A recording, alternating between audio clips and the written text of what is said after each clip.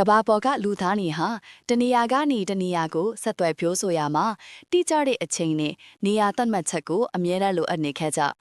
နိုင်ငံတိုင်းမှာကိုပိုင်အချိန်စရာကိုပိုင်မြေပုံတွေနဲ့ရှုပ်ထွေးနေခဲ့လို့ကဘာလုံးဆိုင်ရာပူပေါင်းဆောင်ရွက်မှုတွေဟာခက်ခဲနေခဲ့သည်အောက်တိုဘာ22ရက်မှာတော့ကဘာကြီးရဲ့ဉာဏ်ပညာရှင်တွေစုဝေးပြီးသူညဒီဂရီလောင်ဂျီကျူမင် Prime Meridian ကိုသတ်မှတ်ခဲ့ကြပါတယ်